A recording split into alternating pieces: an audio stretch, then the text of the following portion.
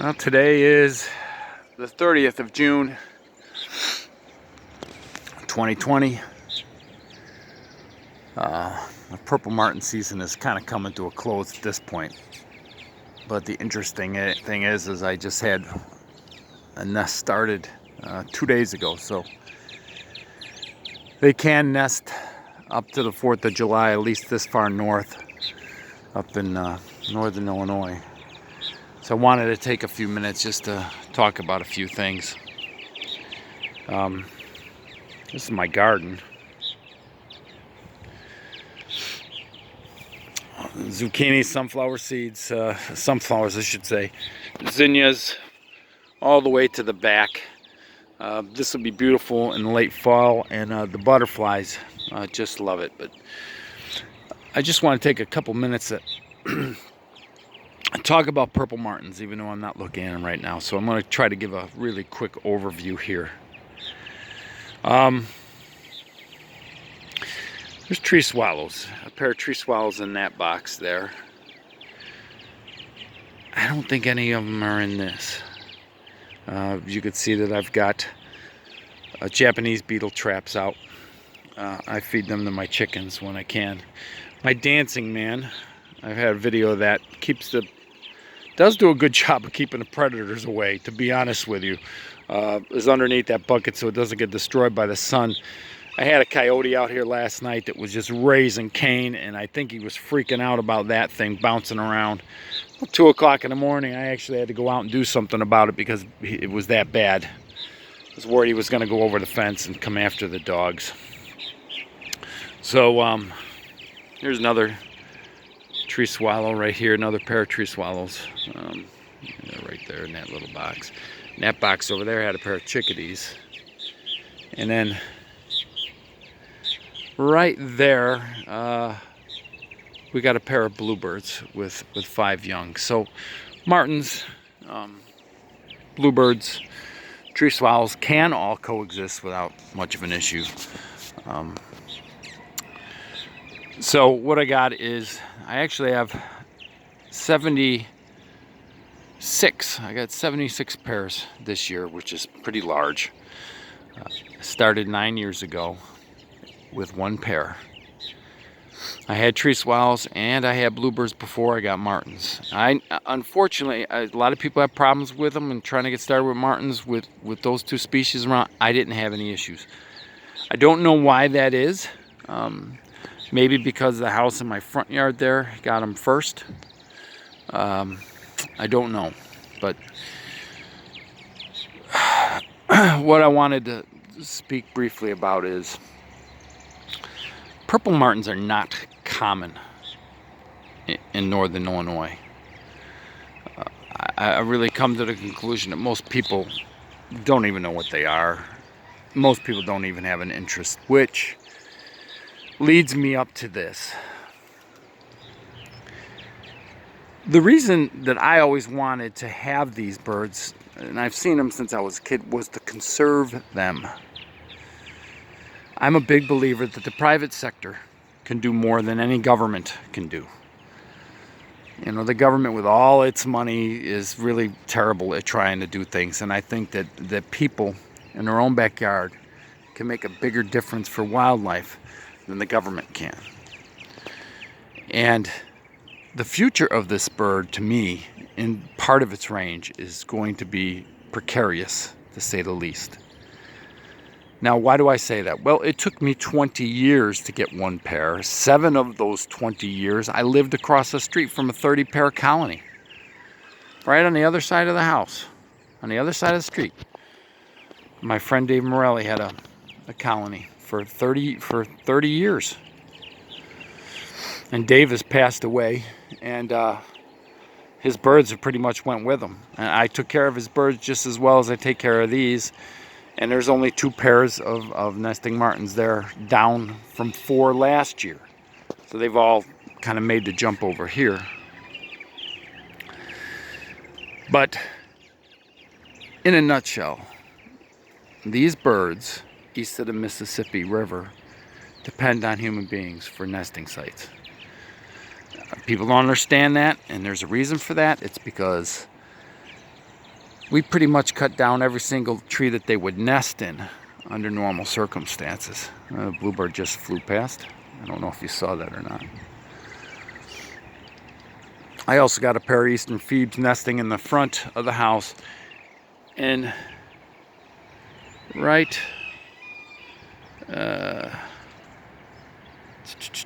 there is a, if you look, there's a log, there's I'm sorry, there's a nesting log there that's got a pair of flickers in it. So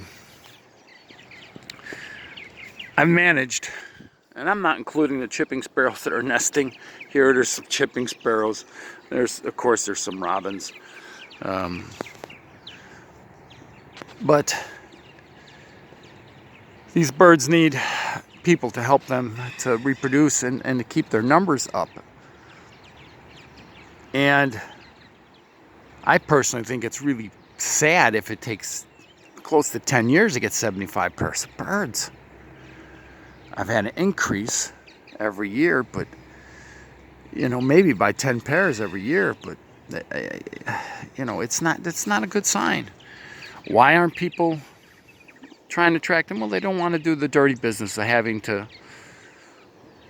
eliminate house sparrows and starlings. I'm sorry, but there's no way around it. You can't tippy-toe around it. You have to kill them. There's just nobody wants to do that because they're all too soft-hearted and they can't do what needs to be done. And that's plain and simple. Now there's going to be close to 300 babies out of this place this year. And I've done everything I can to make sure that I optimize all the nests, make sure they're not parasitized. I want every single baby that leaves here to be strong and have its best chance of coming back. It's up to us to keep this going. Now the sad thing is, trying to get new people into the interest is damn near impossible. Part of it is because young people don't have an interest in the natural world like this anymore. Part of it is a lifestyle. You need a home.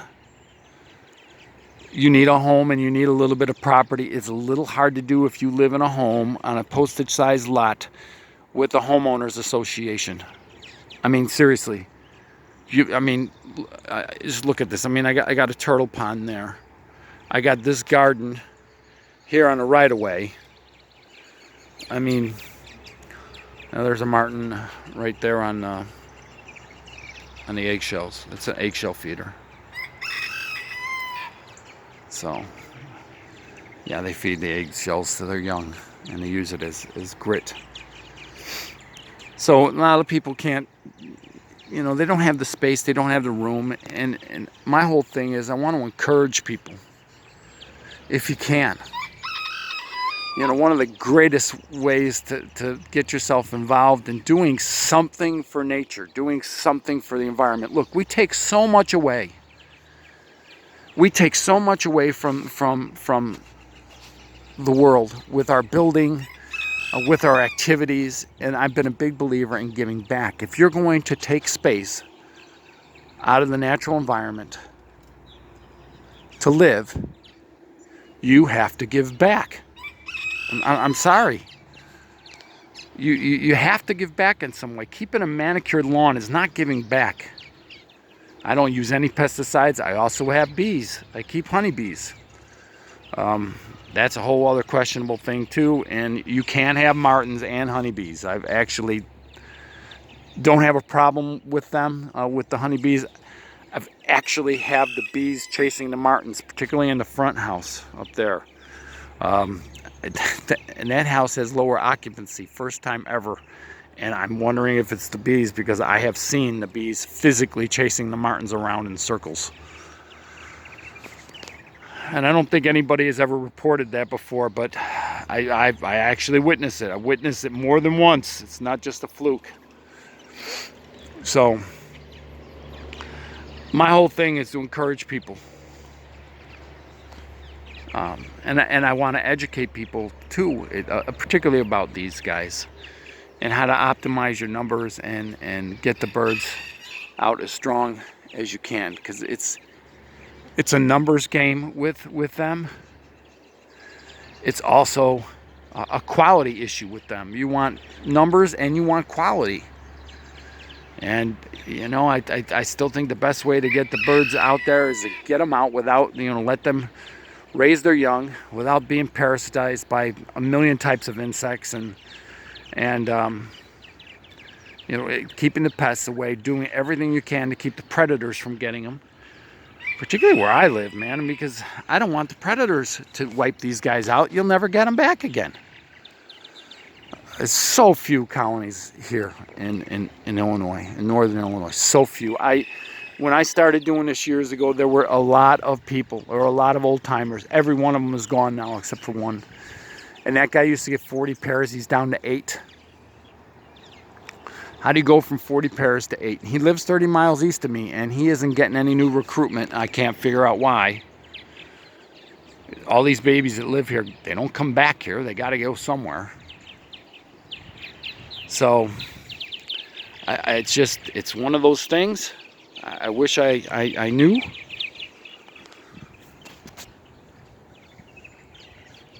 But, you know, there's no rhyme or reason for it. So we got tree swallows feeding young there. Looking at the box over there in the corner. The house sparrows have been taken care of. I won't tolerate house sparrows here whatsoever. The minute they show up, they're gone.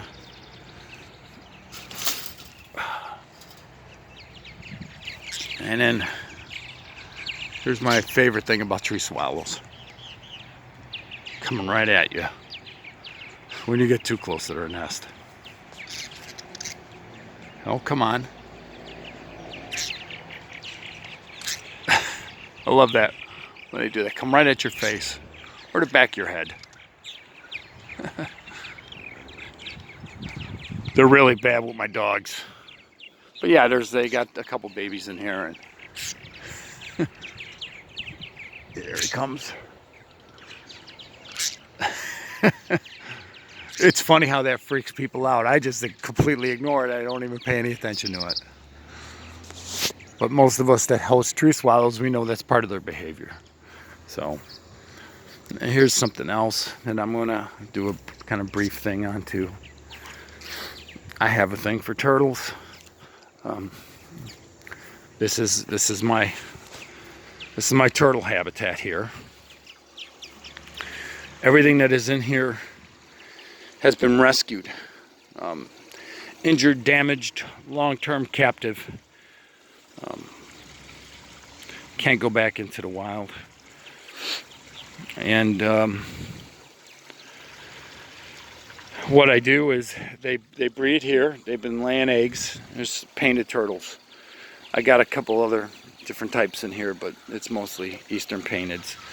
And I take the eggs from the babies. The babies will hatch, and then I'll dig them up out of this substrate in the fall. Put them in the refrigerator for the winter months, believe it or not. And then come spring, they get released into a safe environment in the wild. Once again, putting back, you know, giving something back. We've got the flicker up in her box there. You can see her right there.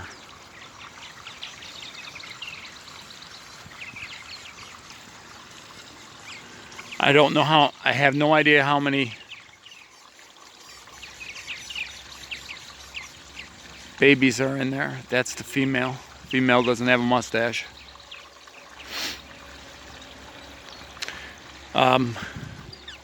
They nested in that box there early in the spring, had eggs, and one starling never even took the box.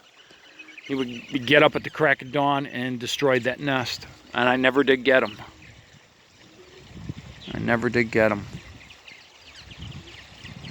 And we have the bluebird there in his box there, going to the bluebird feeder right there. If you've seen him, he just grabbed a couple mealworms and put live mealworms in there. So now we have a little baby flicker with his head hanging out. Looks like a young male.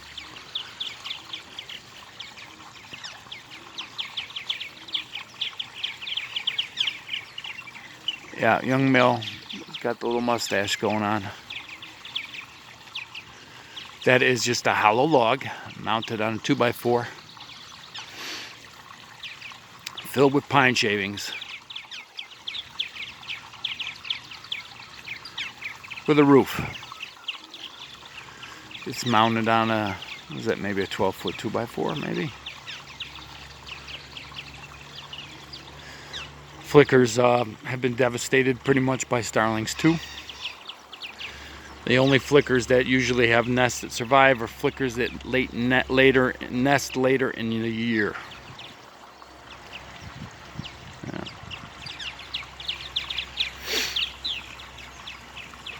One of the parents is calling in the distance. I've hosted flickers on and off for a couple years. This is the second year in a row I've actually managed to get them. So 2 years in a row. And it's good. It's good starling control. That's a trap box right up there on my shed. You can see that those are trap boxes too. On the far right, far left there is the house sparrow trap. I closed those traps off once I got bluebirds. Don't want the bluebirds getting caught. So, but I think we'll end this video with the flickers. They're getting ready to fledge, you see. That is definitely a young male hanging his head out. One thing I've learned about flickers too, and that they don't feed their babies one piece at a time like martins or bluebirds. They seem to be like crop feeders. They collect a bunch of insects in their crop, they come back and they regurgitate them into the baby's mouths. Never really knew that, but after observing them for a while, I've come to understand that. And that's just, I found that log. It was in somebody's wood pile. And I asked if I could have it. I put a bottom on it, put a top on it. I can actually check it if I'm up there and I unscrew the top, which I don't plan on doing. It's too damn tall for me.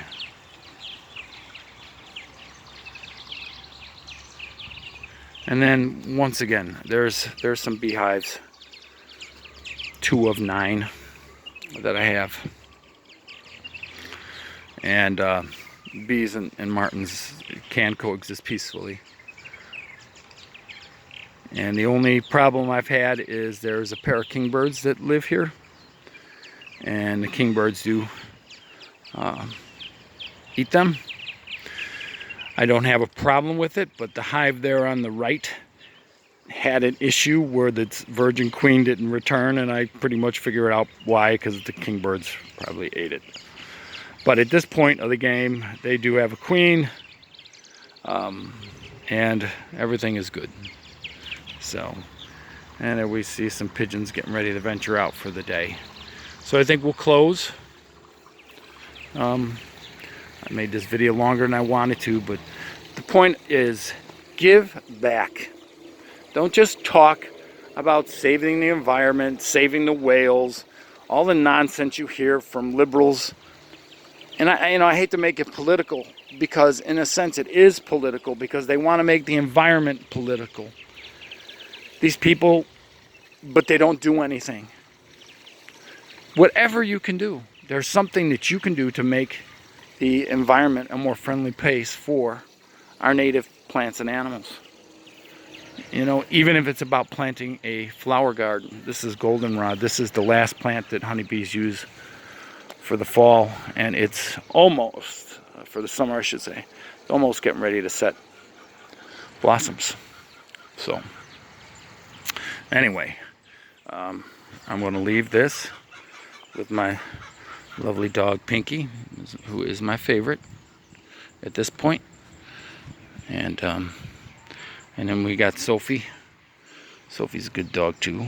And there is Amor, but Amor's in the house doing something, probably sleeping. But these two guys are my friends, and I love them very much. And the only reason they're out right now is because the roosters are not out. Till next time.